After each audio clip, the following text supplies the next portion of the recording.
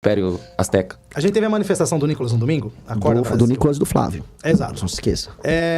Eu queria sua opinião em relação a essa manifestação. Você mesmo já disse que vocês iniciaram esses movimentos nas ruas lá em 2013, 2014. O que você achou de domingo, lá na Paulista? Foi igual todos os domingos que eles marcam manifestações, haviam senhores e senhoras de idade cantando músicas de apoio ao Bolsonaro. Era isso. O Flávio foi fazer o grande discurso dele, ele disse que o Supremo é parte da democracia, que qualquer ministro do Supremo que eventualmente cometer alguma irregularidade tem que ser passível de alguma punição. Ele falou com todos os cuidados possíveis, comemorou que o pai dele deu Bolsa Família. Foi isso. Ele fez um palanque pra discursar como um candidato sem graça.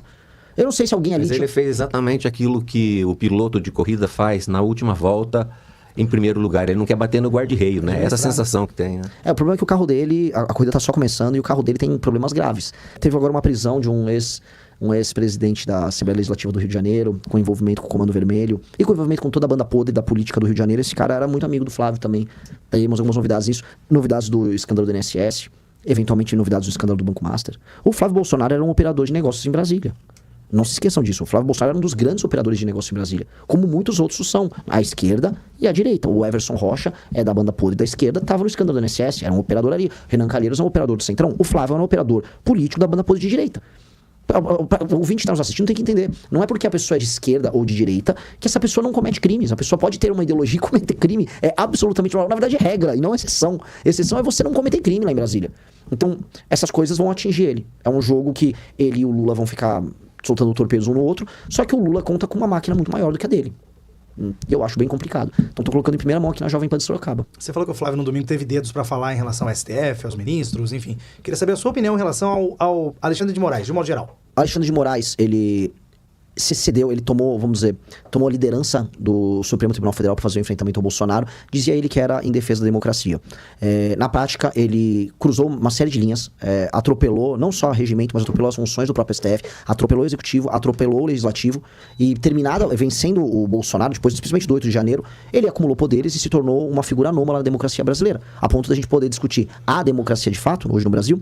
Outra coisa, ele cruzou linhas com esse inquérito e agora, quando a gente descobre que o escândalo do Banco Master, que a esposa dele tinha um contrato de 136 milhões, ele está numa condição absolutamente insustentável de manter essa liderança. E ele fica tentando manter essa liderança, fica dando canetada como se tivesse no normal. O Alexandre de Moraes, ele não tem condições morais e técnicas para se manter na posição dele. E o Senado, se fosse uma instituição séria, tinha que convocar ele. E ele tinha que sair dessa posição que ele tá. Assim como o Dias Toffoli, que está numa posição ainda pior. O Dias Toffoli está numa posição pior do Alexandre de Moraes, porque, basicamente, assim, é complicado o que eu vou falar aqui, mas o envolvimento dele cruzava relações financeiras, né? Era um parceiro de muitos anos da turma do Banco Master. Então a gente tem, assim, falando do Alexandre primeiro, mas depois do Dias Toffoli, a gente tem um STF que não tem condições morais de dialogar com a população brasileira. E que acumulou um poder que ele não tem, vamos dizer, meio de sustentar. A questão é, Lula, Flávio Bolsonaro tem condições de apontar o dedo pra esses caras e, livres de escândalos, fazer o enfrentamento pra colocar o STF no lugar dele e o Congresso no lugar dele? Eu julgo que não. Aí tem que o eleitor julgar. Eu vi o Flávio Bolsonaro falando deles lá na Paulista. Eles não falaram o que eu falei aqui. Eles não falaram o que ele falou. Ele não falou. Ele falou outra coisa. Ele falou, olha, não sei o quê. Por quê? Porque ele tem medo. E por que ele tem medo? Meus amigos, o Lula está solto e é presidente da República. Vamos lembrar. Porque o Lula apoia o STF. O Lula STF tá maravilhoso, né? O Lula apoia o STF porque o Lula só tá solto e o Lula só foi candidato a presidente por conta do STF. E o Flávio Bolsonaro? O Flávio Bolsonaro só tá solto porque tomou uma canetada favorável do Gilmar Mendes que brecou o escândalo da rachadinha. Porque se continuasse as investigações, ele seria preso.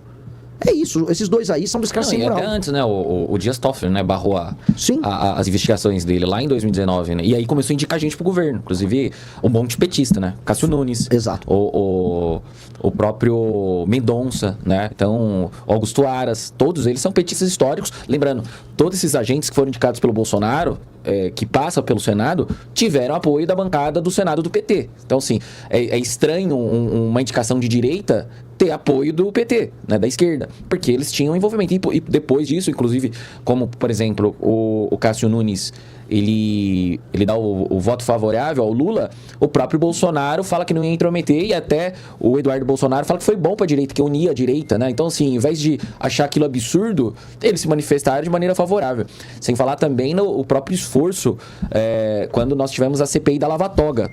Porque o Flávio Bolsonaro, a família Bolsonaro ajudou a barrar a Lava Toga no Senado. Inclusive, o falecido Major Olímpio rompeu com o bolsonarismo exatamente porque ele queria levar em diante, né, a CPI da Lava Toga. Inclusive, perseguiram tanto o Major Olímpio quanto a juíza Selma, né? Eles atacaram e tudo mais, né? Então, tem que olhar para esse fator histórico.